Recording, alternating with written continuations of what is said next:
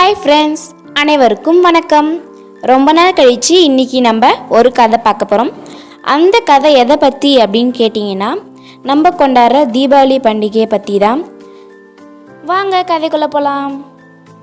தீபாவளினாலே தீப ஒளி திருநாள், அதாவது தீமைகளை அழித்து நன்மை பிறந்தனால நம்ம தீபாவளி அப்படின்னு சொல்கிறோம். தீபாவளியை பற்றி பல புராண கதைகள் இருக்குது. அதில் ஒன்று தான் நரகாசுரனின் கதை. நரகாசுரனை அழிச்சனால தான் நம்ம தீபாவளி அப்படின்னு கொண்டாடிட்டு வரோம். மகாவிஷ்ணு வராக அவதாரம் எடுத்து அசுரர்களை அழித்து பூமியை காத்தார். அந்நேரத்தில் மகாவிஷ்ணுவின் ஸ்பரிசத்தால் பூமி தேவிக்கு மகனாக பிறந்தவன் தான் நரகாசுரன். அசுர வதத்தின் போது பிறந்ததால் இவனுக்கு அசுர சுபாவம் இயல்பாகவே இருந்தது. நரன் என்றால் மனிதன், மனிதனாக இருந்தாலும் தீய குணங்கள் கொண்டவனாக இருந்ததால் நரக அசுரன் எனப்பட்டான். அந்த பெயரே நரகாசுரன் ஆனது. இவன் வானசுரனுடன் சேர்ந்து மக்களை கொடுமைப்படுத்தி வந்தான். மிக சக்தி வாய்ந்தவனாக இருந்த நரகாசுரன் மண்ணுலகத்தை தாண்டி விண்ணுலகத்தையும் ஆள வேண்டும் என ஆசை கொண்டான். நரகாசுரனின் அமைச்சர் ஒருவர், தேவர்கள் சாகா வரம் பெற்றவர்கள், அவர்களை வெல்வது சாதாரண விஷயமல்ல. அதனால் நீங்களும் சாகா வரம் பெற வேண்டும். அதன் பின்னர் 3 உலகத்தையும் நீங்கள் எளிதாக கைப்பற்றலாம் என்று சொன்னார். நரகாசுரனும் சாகா வரம் வேண்டி கடும் தவம் மேற்கொண்டான். ஒரு கட்டத்தில் அவன் முன் தோன்றிய பிரம்மதேவரிடம் சாகாவரம் தரும்படி கேட்டான்.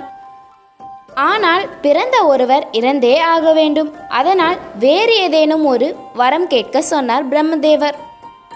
சற்று யோசித்துவிட்டு நரகாசுரன், சரி, எனது தாயின் கையால் தான் நான் இறக்க வேண்டும் என்று வரம் கேட்டான்.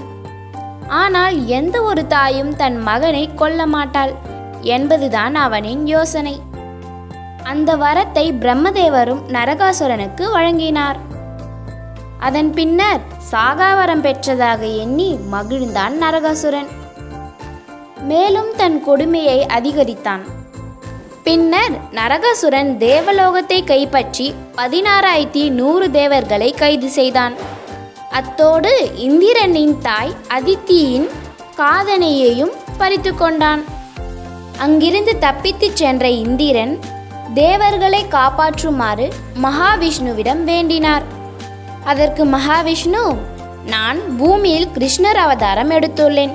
அதனால் நீங்கள் பூமிக்கு சென்று கிருஷ்ணரிடம் முறையிடுங்கள், அவர் உங்களுக்கு உதவுவார் என்றார். பூமிக்கு சென்ற இந்திரன் கிருஷ்ணரிடம் உதவி கேட்டார். அதற்கு கிருஷ்ணர் நரகாசுரனை அழிப்பதாக உறுதியளித்தார். அதன் பின்னர் நரகாசுரனிடம் போரிட செல்வதாக கிருஷ்ணர் புறப்படுகிறார்.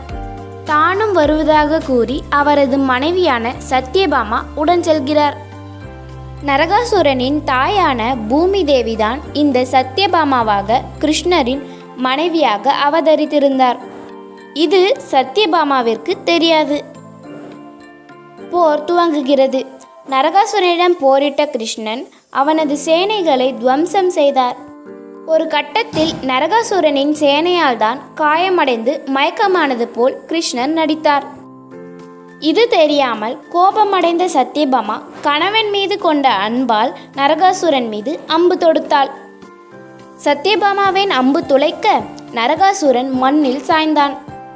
அவன் சாகும் தருவில்தான் நரகாசுரனுக்கு பூமி தேவியின் அவதாரம்தான் சத்யபாமா என்று புரிந்தது.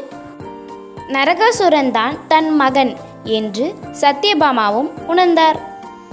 தன் மகன் என்றும் பாராமல் மக்களை கொடுமைப்படுத்திய நரகாசுரனை கொன்ற சத்யபாமாவின் தியாகத்தை போற்றும் விதமாக நரகாசுரன் கொல்லப்பட்ட தினம் அன்று தீபாவளி பண்டிகையாக கொண்டாடப்படுகின்றது. இப்படி சொல்லப்பட்டாலும் நரகாசுரன் சாகும் தருணத்தில் தனது தாயிடம், தாயே, என் இறப்பு ஒரு பண்டிகையாக இருக்க வேண்டும் என்று வேண்டி கேட்டுக்கொண்டான். அதனால்தான் இந்த தீபாவளி பண்டிகையை கொண்டாடுகிறோம் என்றும் சொல்கிறார்கள். இது இல்லாமல் ராமாயணத்தில் ராமன் 14 வருடம் வனவாசம் முடித்து சீதை லக்ஷ்மணனுடன் அயோத்திக்கு திரும்பியதை மக்கள் கோலாகலமாக கொண்டாடியதாகவும் அதுதான் தீபாவளி பண்டிகையாக கொண்டாடப்படுவதாகவும் கதை உண்டு.